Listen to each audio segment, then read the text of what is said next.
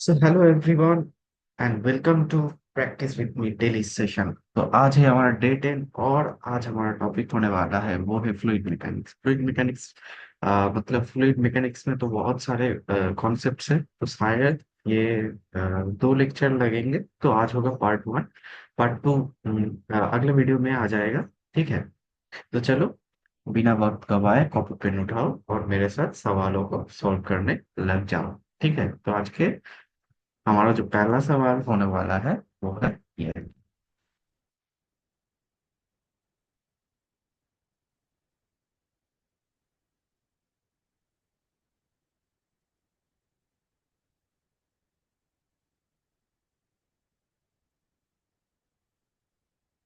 Solve करो, video को pause करो और पहला सवाल जो है उसे सॉल्व करो।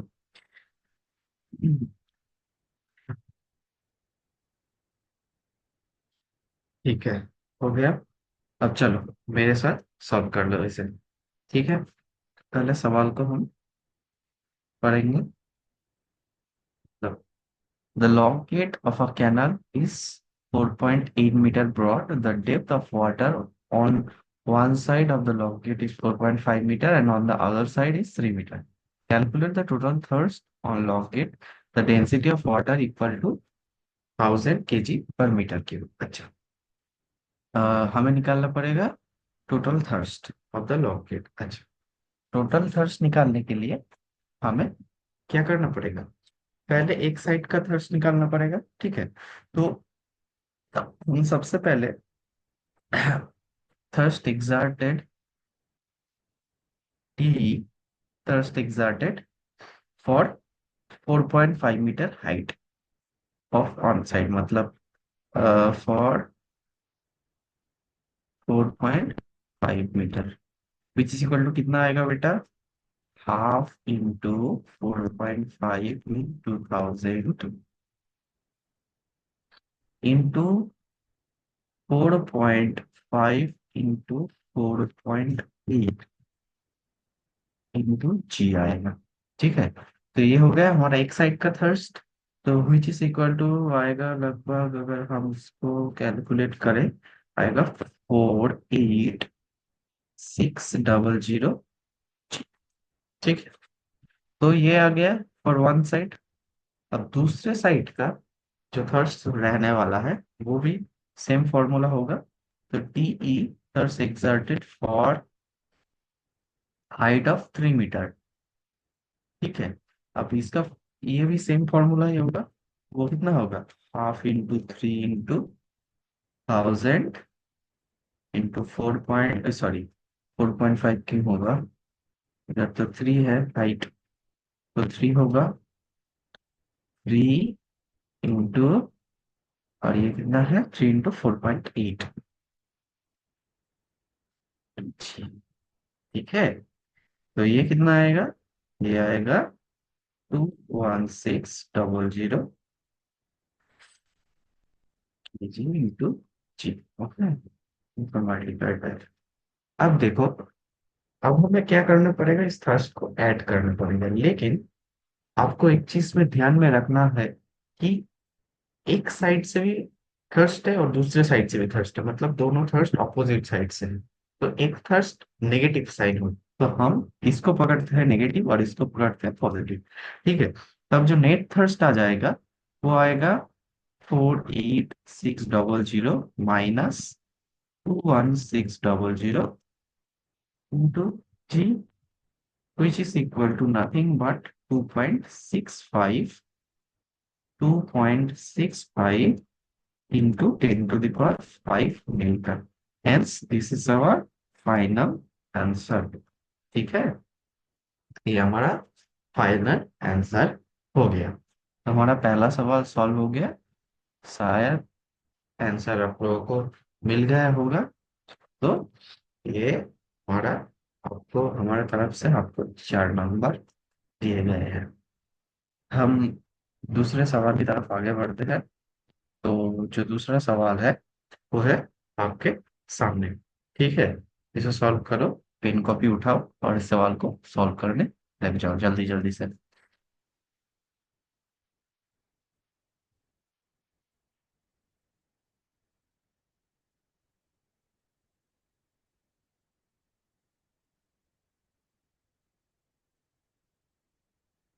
हाँ।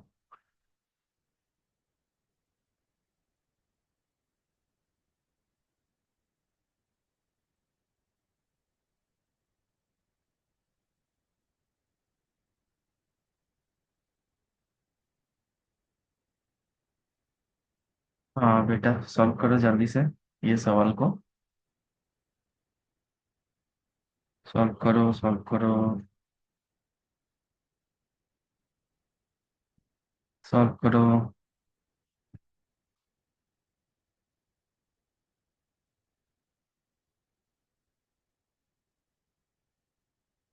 सॉल्व करो। हो गया? आंसर कितना आया? कमेंट करके बताओ। आंसर कितना आया बेटा?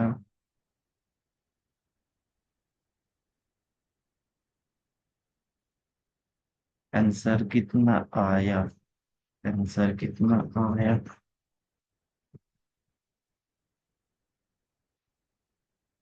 आंसर कितना आया? आंसर कितना?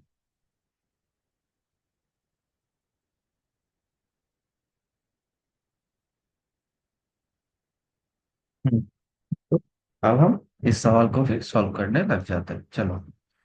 A solid sphere of radius r acquires a terminal velocity v1 when falling through a viscous fluid having coefficient of viscosity eta। अच्छा, तो ये है eta। Okay. The sphere is broken into 27 identical solid spheres. If each of these spheres acquires a terminal velocity v2, then अच्छा, when falling to the same fluid, the ratio v1 is to v2। अच्छा, तो पहले जो मतलब terminal velocity था तो v1 था, और जब हम बॉल्स को स्प्लिट करके तोड़ के 27 में तो 27 डिफरेंट सॉलिड स्फीयर बना देते हैं, उसके बाद का वेलोसिटी था v2। ठीक है, तो हमें इस प्रॉब्लम में निकालने के लिए क्या कहा गया है? निकालने के लिए कहा गया है v1 अपॉन v2। ठीक है, तो हमें क्या पता है? That v is equal to terminal speed. Terminal speed का फॉर्मूला क्या होता है? 2r² upon 9 eta rho zero minus rho f into g. ठीक है, रो जीरो হচ্ছে, rho zero is the density of the sphere and rho f is the density of the fluid. तो हमें यहाँ से क्या पता लगता है कि V is proportional to r²। ठीक है, तो हमें क्या क्या निकालना पड़ेगा? ठीक है, हमें आर और आर का रिलेशनशिप निकालना पड़ेगा। तो जब हमने जब उसका रेडियस आर था तब मतलब एक बॉल का, तब उसका वॉल्यूम वॉल्यूम कितना था? 4/3 पाई r क्यूब। ठीक है, अब हम उस बॉल को 27 अलग अलग बॉल्स में डिवाइड कर देते हैं। ठीक है, तो उसका वॉल्यूम सपोज कर लो, उसका रेडियस होगा स्मॉल आर, तो टोटल वॉल्यूम कितना होगा, किसके बराबर होगा? 4/3 पाई r² ये होगा। ठीक है, अब हमें बस आर और आर का रिलेशनशिप निकालना है। तो यहाँ से तो four four four third four third cancel हो गया, पाई से पाई कैंसिल हो गया। और यहाँ से अगर हम आर का रिलेशनशिप निकाले तो आर आएगा r/3। ठीक है, अब हमें v1/v2 करना है बस। तो v1/v2 क्या आएगा बेटा? v1 आएगा r², और नीचे आएगा स्मॉल r²। तो स्मॉल r² मतलब r/3 का होल स्क्वायर। तो ये कितना आ जाएगा? 9। ठीक है, मतलब 9/1। तो ये हो गया हमारा v1/v2 का रेशियो। ठीक है, तो ये हमारा फाइनल आंसर निकल गया। चलो, बिना वक्त गवाए हम आगे बढ़ते हैं, हमारा जो तीसरा सवाल है उस सवाल की तरफ। तो ये है हमारा तीसरा सवाल, और ये सवाल आप लोगों के सामने। सॉल्व करो।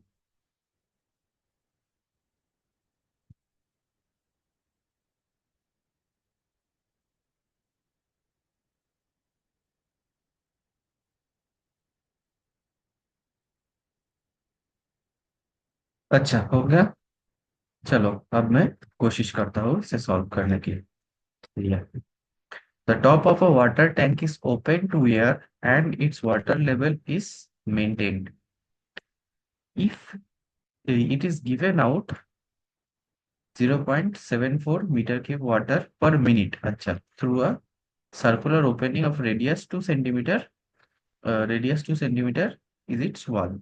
The depth of the center of the opening from the level of water tank is closed. अच्छा, तो हमें क्या दिया है? हमें दिया है क्यू, मतलब रेट कितना है? 0.74 मीटर क्यूब पर मिनट। तो हम इसको लिख सकते हैं 0.74 अपॉन 60 एम क्यूब पर सेकेंड, ये लिख सकते हैं हम। अब एरिया कितना होगा सर्कुलर ओपनिंग का? ठीक है, एरिया निकालते हैं। जो ओपनिंग होगा सर्कुलर, इक्वल टू कितना होगा? पाई इंटू आर स्क्वायर होगा। आर स्क्वायर मतलब 2 × 10⁻²। ये कितना है? सेंटीमीटर है, हमें मीटर में लेके जाना पड़ेगा ऐसा यूनिट में। तो एरिया कितना हो जाएगा इसका होल स्क्वायर? एरिया हो जाएगा 4 पाई इंटू 10⁻⁻4 एम स्क्वायर। ठीक है। अब क्या होता है? Q इजिकल टू, हमें पता है जो फॉर्मूला है, क्या होता है? Q इजिकल टू होता है area of circular opening, area of circular opening multiplied by velocity of water. Okay, तो ये कितना आएगा? विच इज इक्वल टू आएगा अल्फा इंटू वी। ठीक है, अब हमें सारे वैल्यूज पुट कर देंगे यहाँ पर। तो ये कितना आएगा? 0.74 अपॉन 60। ठीक है, इक्वल टू आएगा 4 पाई इंटू 10⁻⁻4 इंटू वी। हो गया। ठीक है, अब हमें पता है अच्छा, ये तो अलग से हो गया, मतलब इस तरफ का साइड जो अलग है और इस तरफ से अलग है। ठीक है, अब मैं दूसरे कलर से और एक, और हमें तो पता ही है टॉर्सलिस लॉ से कि v इज इक्वल टू कितना होता है? रूट ओवर ऑफ 2gh होता है। हमें यहाँ से क्या निकालना पड़ेगा? हमें एच निकालना पड़ेगा। हम यहाँ से v का वैल्यू डायरेक्ट पुट कर देंगे यहाँ पे। तो जो एच आएगा, एच इक्वल टू आएगा 0.74 into 10⁻⁴ upon 60 into 4 pi into 1/2g। मेरे पास स्पेस कम था इसलिए मैंने डायरेक्टली पुट कर दिया। अब ऐसा मत करना। ठीक है, अब इसको पूरा सॉल्व करना, कैलकुलेट करना। यहाँ से v का वैल्यू निकालो, और v का वैल्यू निकालने के बाद सिर्फ यहाँ पे पुट करो, और इसको इस तरफ स्क्वायर करो, मतलब दो बोथ साइड स्क्वायर करो और 2g से डिवाइड कर दो, तो आपको ये मिल जाएगा। और आपके पास जो आंसर आएगा वही चीज इक्वल टू आएगा कितना? 4.8 आ जाएगा। ठीक है, ठीक है ना? तो चलो हम आगे बढ़ते हैं हमारे फोर्थ प्रॉब्लम की तरफ। ठीक है, तो यह है हमारा फोर्थ प्रॉब्लम। जल्दी जल्दी से इसे सॉल्व करने की कोशिश करो। हम्म, चलो सॉल्व करो।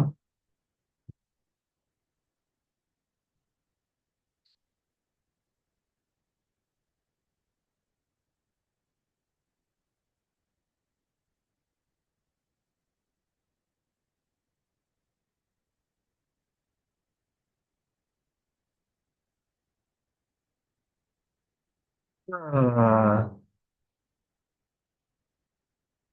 हम्म,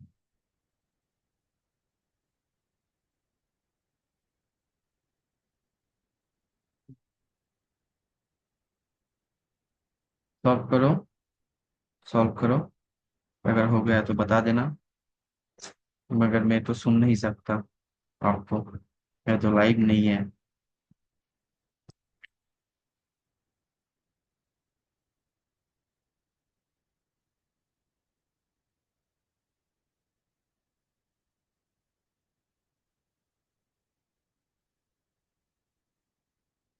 चलो।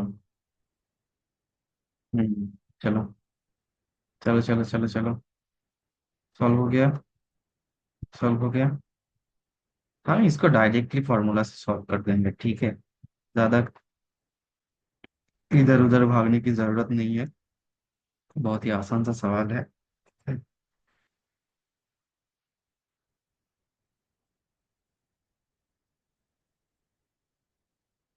चलो, हो गया। हाँ, चलो डायरेक्टली सॉल्व कर देंगे, ठीक है। अब हमें क्या करना पड़ेगा, इक्वेशन ऑफ कंटिन्यूटी लगाना पड़ेगा। इक्वेशन ऑफ कंटिन्यूटी और क्या लगाना पड़ेगा, बर्नौलीज थ्योरम। तो हम पहले इक्वेशन ऑफ कंटिन्यूटी क्या होता है, A1 V1 इक्वल टू क्या होता है, A2 V2, ठीक है। इस सवाल में, ओ अच्छा, सवाल तो पढ़ना ही भूल गए। Water is filled in a cylindrical container of 53 metre. The ratio of cross sectional area of the orifice of the beaker is 0.1. The square of speed of liquid coming out from the orifice is, अच्छा speed कितना होगा निकालना पड़ेगा, ठीक है। तो चलो, हो गया।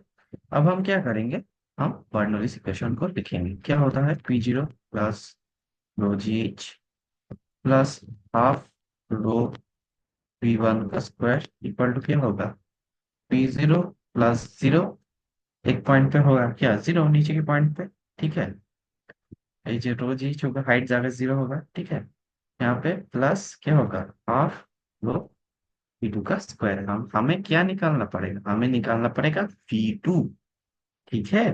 तो अगर हम इन दोनों इक्वेशन को सॉल्व करें, ठीक है, तो यहाँ से हमें जो V2 का स्क्वायर का वैल्यू निकल के आएगा, वो आएगा 2GH। अब बस पुट कर दो, आसानी से आ जाएगा, -A2 square upon A1 square. अब देखो यहाँ पे जो क्रॉस सेक्शनल एरिया का जो रेशियो है सप्लाइड है, तो हम क्या करेंगे, डायरेक्टली सारे जो वैल्यूज है उन वैल्यूज को डायरेक्टली हम पुट करेंगे, ठीक है। तो पुट कर दो, तो क्या आ जाएगा, V2 का वैल्यू आएगा, V2 का स्क्वायर का वैल्यू आएगा 2 × G, कितना है जी, 10 है। और ये जो हाइट है ये कितना होगा, ये होगा 3 मीटर माइनस ऑफ दिस। तो वो कितना आ जाएगा, वो आ जाएगा लगभग 2.475। और नीचे कितना आएगा, नीचे आएगा 1 - 0.1 का होल स्क्वायर।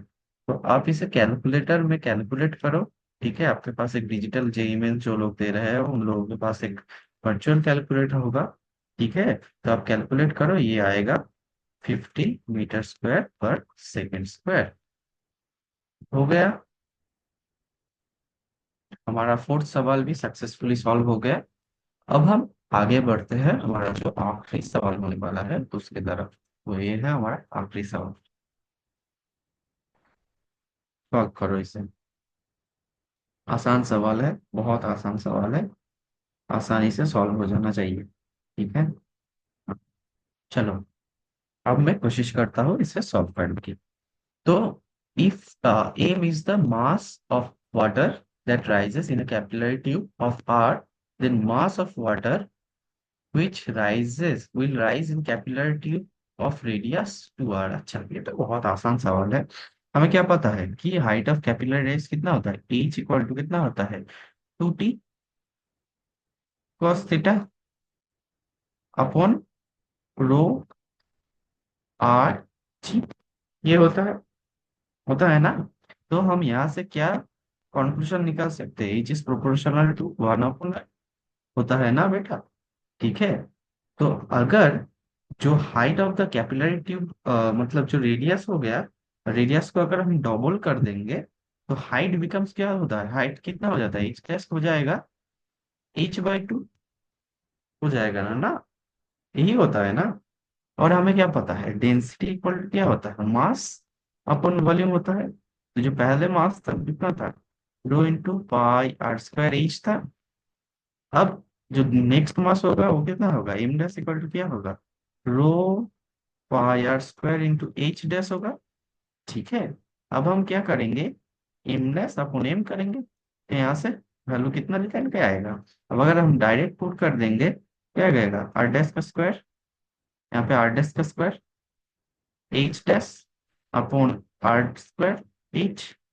अगर हम ऊपर वाले वैल्यू को 2R पुट करेंगे, यहाँ पे एच बटा टू करेंगे और नीचे क्या करेंगे, आर स्क्वायर एच करेंगे। ठीक है, two R square whole square. तो ये कितना आ जाएगा, ये आ जाएगा टू। तो m dash equal to m आ जाएगा, टू एम आ जाएगा, सॉरी। तो ये है हमारा जो दोनों मास है उसका रिलेशनशिप। ठीक है, then mass of water which rises, अच्छा तो वो होने वाला है 12। तो आज के लिए इतना ही था। होपफुली आप लोग मुझसे कुछ सीख पाए होंगे। ठीक है, तो all the best for your examinations. अच्छी तरह से रिवाइज करो और ऐसे ही मेरे साथ सवालों को सॉल्व करते रहो। ठीक है, तो थैंक यू, बाय बाय, आज के लिए इतना ही। साइन